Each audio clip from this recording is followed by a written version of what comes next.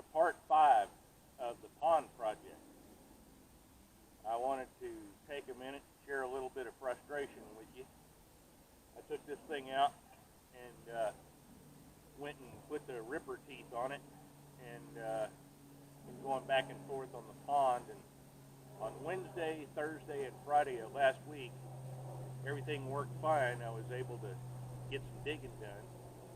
And on Friday, I went back and forth and back and forth and back and forth and back and forth and back and forth with the ripper teeth, and got about 8 inches of hard-packed black gumbo clay ripped up into fluffy chunks and dust. And it was going to make it real easy for this to pick up. And I was going to spend most of Saturday going and picking that up and putting it on the sides. Well, I parked it on Friday night, got out here Saturday morning, and nothing. Put the key in, turned it on, dashboard wouldn't light up, wouldn't start, air conditioning didn't move, and it's like, uh-oh, I killed the battery. Well, I flipped the lights on, and all the headlights and the flashy lights and all of that stuff still worked. And so I started checking through and looking things over and wiggling all the relays, making sure that the battery terminals were tight. I had power, couldn't figure out what it was. And so I called my local John Deere dealer. And on Saturday morning, I'm not expecting an immediate call back and somebody to run out here and fix it. I figured they'd come out on Monday or Tuesday or something. And bless her heart, this young lady that was working the phones over at United Ag over in Navasota, she really tried everything in her power to get somebody to call me back and let me know what was going on. And she failed. But she tried. And I do mean she really tried. So she gained some points there, big time. Fast forward to Monday, and I put in a call to the service department, tried to get a hold of the service manager, tried to figure out if they had somebody to come out and check out my tractor, see what was going on, and couldn't get a hold of the service manager. So I decided to send the service manager an email. And literally within, less than half an hour, I got a phone call from that service manager. And thank God for service managers that know what they're doing, because he went and stepped through a bunch of troubleshooting steps with me over the phone on this John Deere 5065E tractor. And we found the problem. It was a blown fuse. And it was a blown fuse I wouldn't have known to look for. And there's a bad sensor that was causing that fuse to blow. And luckily, that sensor isn't required to actually run the tractor. So we disabled the sensor, replaced the fuse, and now I'm back up and running. And I really want to thank the people at United Ag, especially a service manager named Travis, and he got me back up and running. And I was able to go over and dig up some more stuff out of the pond. And we're in a rush right now because there's a tropical depression coming in off the Gulf, and they're expecting somewhere between 8 and 10 inches of rain. And so it looks like, even though the pond isn't anywhere near finished, I'm going to probably end up with a pond before the weekend is out, whether I like it or not. But anyway, I really was upset that the tractor crapped out on me. And I really got to hand it to the folks over at United Ag, getting a hold of me, and instead of just sending somebody out for an expensive service call, they walked through a few things over the phone, and we got it back up and running. So, yeah, thanks a lot, United Ag. I really appreciate it. I'm going to show you a couple of things. We're going to show you the teeth on the ripper, or the ripper teeth on the box blade, and then I'll go and show you what I'm doing before I get to work. It's just before dawn, And like I say, we're in a mad rush to get an awful lot of dirt out of the ground before. I got to get all that fluffy stuff up before the rain comes. Otherwise, it just turns to mud. So anyway, let me show you the box blade.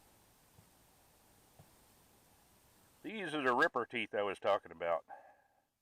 These teeth go and plow up the dirt, and then the blade goes and scoops it up and allows me to dump it off into a little line of cuttings. Then I can come back with the front end loader, because the front end loader is not a bulldozer, and you should never use it like that. It's meant for picking up the loose, dusty, fluffy stuff that this thing creates. Welcome to the Chapel Hill Community GMRS repeater. And of course, there's my 2A radio. Anyway, that's the old 20-year-old Howes box blade that I've gotten a lot of use out of building this pond project. Let me go show you what we're doing over at the pond. And here's the pond project. Doesn't look real impressive, but it's between a 1/4 acre and a 1/2 acre at this point. And it's slow going, but I'm actually making progress. What you can see over in this area, I've been digging down, and I've actually shaved it down to where I've got basically bare clay. And over there is about 3 foot tall worth of piles from all the clippings and tailings and whatnot that I've dug up. Keep packing it down. And over in this area is all the fluffy stuff that I couldn't get to last night after the sun went down. The headlights on the tractor are kind of useless because the front end loader keeps getting in the way, but there's a good 8 to 12 inches of fluffy stuff for me to go and pick up today and get piled up on the sides and on the dam before we get 8 to 10 inches of rain. It's going to be a lot of fun. I'm going to try to get to work today and see if I can knock some of this out. I wanted to show you what the ripper teeth leaves behind. When I go and run the ripper teeth through it, I end up with these chunks. Big old fluffy chunks with a whole bunch of smaller stuff in between it. If it wasn't for that, this stuff is so hard packed it's down there like concrete. And those ripper teeth actually bust it up into chunks that you can actually pick up with the front end loader. It's hard, it's crumbly, it's dusty, but it's a lot easier to dig this stuff when it's dry, because if it's in the least bit wet, it sticks to everything that you're trying to dig it with. And if you've ever dug in hard clay that's sticky with a shovel, imagine it on a much bigger scale with the front end loader. You go and flip that front end loader over, and half of your load actually sticks to the bucket and doesn't come out. So yeah, I'm making progress. These are the piles that I keep creating, and I come in with the front end loader and I can move it out and dump it back there. Let me go show you the dam. Now here we got the dam. This is the fluffy stuff that I was talking about that I've been picking up and piling up over here. This started out as a slow hillside that comes down, and it's not a very big grade when it comes down. But after a few weeks of digging, and I should say ripping and moving, we've ended up with that much dirt back here for the dam. It's not all smoothed out yet, but it'll get there. And this all used to be nice and level. Now I'm starting to make an actual hole.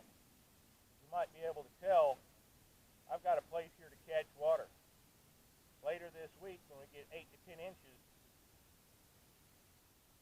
I think I'm going to have a pond here whether I want it or not.